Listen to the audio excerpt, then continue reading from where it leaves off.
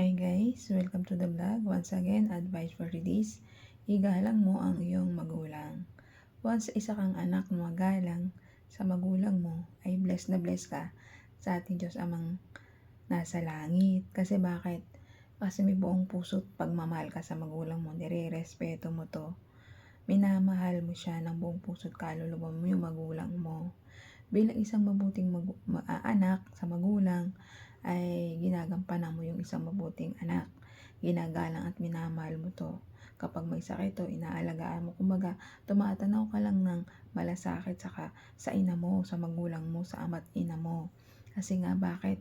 Kasi pinalaki ka nilang may mabuting tao. Kasi kapag ang isang magulang hindi pinalaki ang kanilang anak ng mabuti, ay gagawa din sila ng masama. Siyempre, alanganin, suklian kayo ng anak nyo ng kabutihan. Kung ginawa nyo naman katarantaduhan sa anak nyo, malamang sa lamang, kabaliktaran, ganun din ang gagawin sa inyo.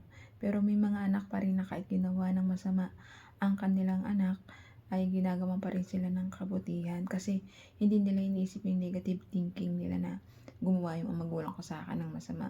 Bakit susuklian ko pa rin ng kasamaan? Hindi. May mga anak talaga na talagang mabubuti, likas sa kanila ang mabuting anak o tao. Kasi anak sila ng Diyos eh. Kahit anong bato sa kanila ng masasama, pero binabalik pa rin nila ang kabutihan sa magulang nila at sa kapwa-tao nila. Diyan nakikita natin yung pagiging mabuti ng isang tao sa kanilang magulang at sa kanilang kapwa-tao. Kasi bakit? Kasi umpisa pa lang, ino-focus nila ang Diyos Ama sa kanilang puso't isipan. Kaya na a-approach nila o na-attach nila sa sarili nila na bakit sila gagawa ng masama kung pwede naman sila gumawa ng kabutihan sa magulang nila. Kahit sa ang sama pa ng magulang nila, pinisuklian pa rin nila ng kabutihan. Pero may mga anak talaga na masasama.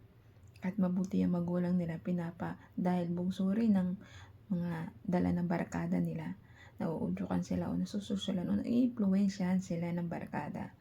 At basta mabuti ang magulang nila, pero ang impluensya ng barkada nila ay masama, ay nahihila pa rin sila sa kasamaan. Masama po yun. Kung alam nyo naman po na mabuti ang pagpapalaki ng magulang, huwag na po natin suklian ng kasamaan. Galang po natin ang magulang natin kasi sila po yung nagpalaki sa atin, nagpaaral sa atin. Suklian po natin ang kabutihan ng ating magulang. Igalang po natin, huwag po natin sila sagot-sagutin, bastos-bastusin. Kasi kung di dahil sa kanila, tayo ay, 'di ba, buhay. Kung hindi ka nila binigyan ng buhay, di wala ka dito sa ibabaw ng mundo. Kaya ang paggawa ng magulang natin ng kabutihan sa atin, suklian natin yun kasi malaking sakripisyo yung ginawa nila nung maliit ka pa, nung nasa tiyan ka pa ng magulang mo, ang hirap maglihi. Hanggang lumabas ka, hanggang lumaki ka, grabe pagsakripisyo nila para lumaki ka lang ng maayos, pero sinusuklian mo ng di maganda, ay baguhin mo na yung pag-uugali mo, mindset mo na ganyan. Talikuran mo yung mga kaibigan mo, tropa mo na nagbibigay sa'yo ng di magandang impluensya. Doon lang po tayo sa tama. Kung alam natin, nakikita natin magulang natin sa sakripisyo, suklian po rin natin ito ng kabutihan sa ating kapwa, pagmamahal at paggalang. Kaya hanggang dito na ka-advice.